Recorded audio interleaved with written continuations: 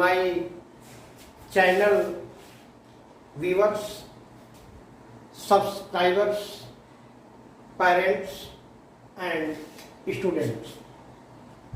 Today I am teaching the science subject which is based on the topic respiration. According to me, respiration is directly related to the topic nutrition and point auto topic nutrition.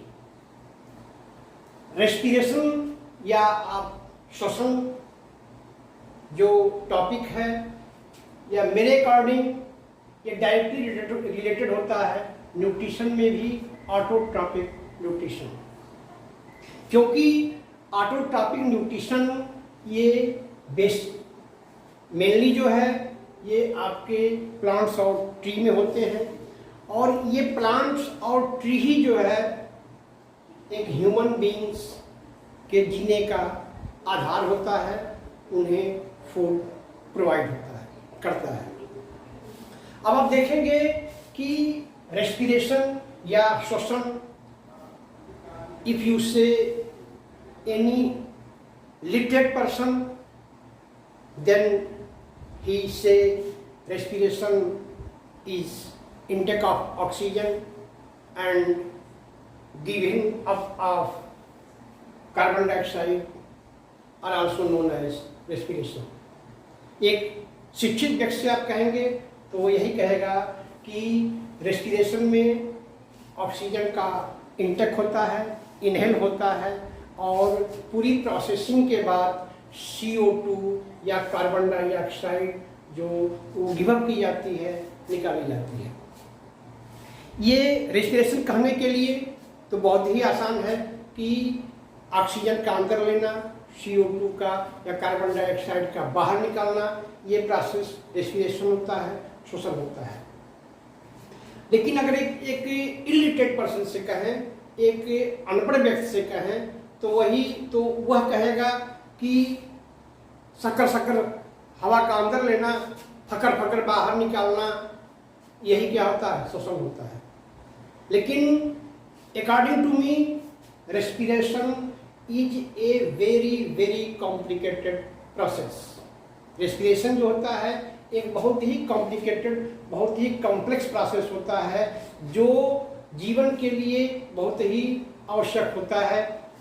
इस respiration में सबसे पहले हम आपको बताते हैं कि nutrition में आपको बताया गया था पिछले वीडियो में कि ऑटोट्रॉपिक न्यूट्रिशन प्लांट्स और ट्री में होते हैं। इसमें प्लांट कार्बन डाइऑक्साइड और वाटर ये जो है इन्वायरमेंट से लेते हैं, नेचर से लेते हैं और फिर सनलाइट भी आपका नेचर से लेते हैं।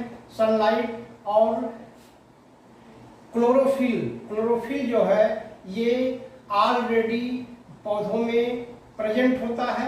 इनकी उपस्थिति में यानी नेचर से CO2 लिए पौधे, फिर नेचर से ही उन्होंने बाय रूट्स ये पानी लिए, वाटर लिए और सन एनर्जी जो है नेचर से ही इनको मिली।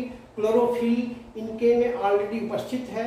इन सभी कंबाइन करके आपका बन गया C6H12O6, इसे ग्लूकोज कहा जाता है। और इसके बदले में पौधे जब अपना भोजन बनाए, ग्लूकोज बना, उसके बदले में उसमें से ऑक्सीजन जो है रिलीज हुई और यही ऑक्सीजन जो है हमें या लिविंग थिंग्स या एनिमल्स या बर्ड्स के लिए क्या है, जीवन का आधार है। और यही ऑक्सीजन फिर जो है ऑक्सीजन और ये जो ग्लूकोज जो फूड प्रोडक्ट बने, इन्हीं फूड प्रोडक्टों को ह्यूमन बीइंग्स या मानव जाति या एनिमल्स जो है खाते हैं और खाने के बाद फिर ऑक्सीजन को, यानी ये दोनों चीज़ें आपका ये जो फूड प्रोडक्ट है ये ऑटोट्रॉपिक न्यूट्रिशन में और ये ऑक्सीजन, ये दोनों जो है एनिमल बीइंग्स ह्यूमन बीइंग्स के द्वारा इंटेक किए गए, लिए गए,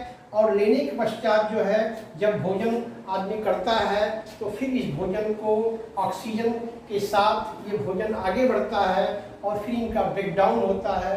ब्रेक डाउन होने के बाद फिर यही जो है आपका ग्लूकोज ये ब्रेक कर जाता है कार्बन डाइऑक्साइड और पानी में, और जो है हम लोगों को या ह्यूमन बींग्स को या एनिमल बींग्स को इससे एनर्जी मिलती है।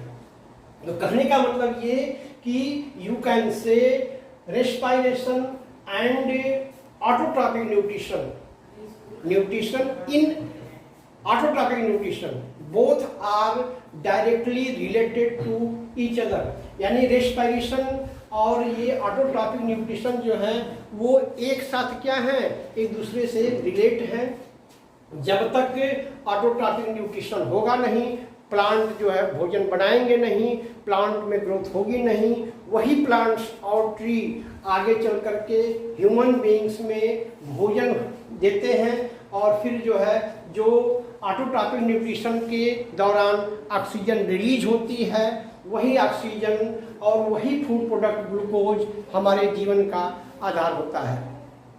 तो you can say in shortly, आप शॉर्ट में कह सकते हैं कि जो ऑटोट्रॉपिक न्यूट्रिशन है, जो पौधे अपना भोजन बनाते हैं वो तो स्वयं बनाते हैं और स्वयं भोजन बना करके अपने आप को भी जीवित रखते हैं, और समाज को भी, ह्यूमन बीइंग्स को भी, एनिमल बीइंग्स को भी, इन सबको जो है जीने का आधार जो है ये ऑटोट्रॉपिक न्यूट्रिशन या प्लांट देते हैं।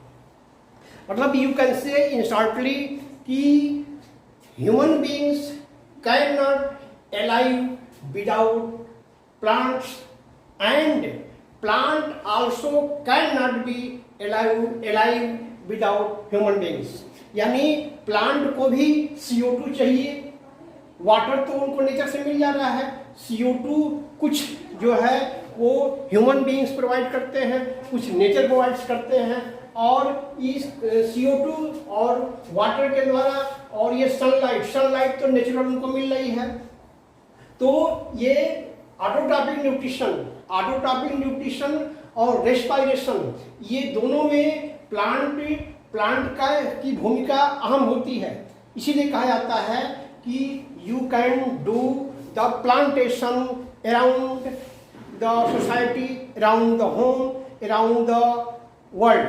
आप पूरे वर्ल्ड में या अपने घर के किनारे या समाज में आपको plantation, more and more plantation आपको करना चाहिए, जिससे क्या होगा कि जब प्लांटेशन होंगे तो प्लांट जो है CO2 को और पानी को लेकर के ग्लूकोज का निर्माण करेंगे, ऑक्सीजन रिलीज करेंगे, और ये ऑक्सीजन जितना ही ज़्यादा होगी समाज में या आपके इन्वायरमेंट में, उतना शुद्ध ऑक्सीजन होगी, और उसी शुद्ध ऑक्सीजन को हम आप इंटेक करेंगे, और जो पौधों द्वारा भोजन बन रहा है वो हम इंटेक करेंगे, और हमें जो है शुद्ध ऑक्सीजन मिलेगी, और फिर शुद्ध ऑक्सीजन जो हम लेंगे तो जो ग्लूकोज मिल रहा है पौधों से या उसको जब हम इंटेक कर रहे हैं, ईट कर रहे हैं, तो वह जा करके आपके अंदर उसका ब्रेकडाउन होता है। ब्रेकडाउन होने के बाद फिर वही कार्बन डाइऑक्साइड, पानी रिलीज होता है, कार्बन डाइऑक्साइड रिलीज होता है, और उसके एवज में हम लोगों को एनर्जी मिलती है। तो मेरा कहने का मतलब कि रेस्पिरेशन का जो फर्स्ट प्रोसेस है वो रेस्पिरेशन आपके ऑटोट्रॉपिक न्यूट्रिशन जो प्लांट कर रहे हैं उनके अकॉर्डिंग ही आपका रेस्पिरेशन आगे जाता है। और respiration is a very very complex process. इतने आसानी से केवल एक इक्वेशन लिख देने से you can not decide the process of respiration. ये आप केवल एक इक्वेशन लिख देने से आप रेस्पिरेशन के प्रोसेस को डिफाइन नहीं कर सकते। तो आज हम आपको केवल इसका इंट्रोडक्शन दे रहे हैं, फिर नेक्स्ट वीडियो में आपको रेस्पिरेशन का डिटेल जो है आपको बताया जाएगा।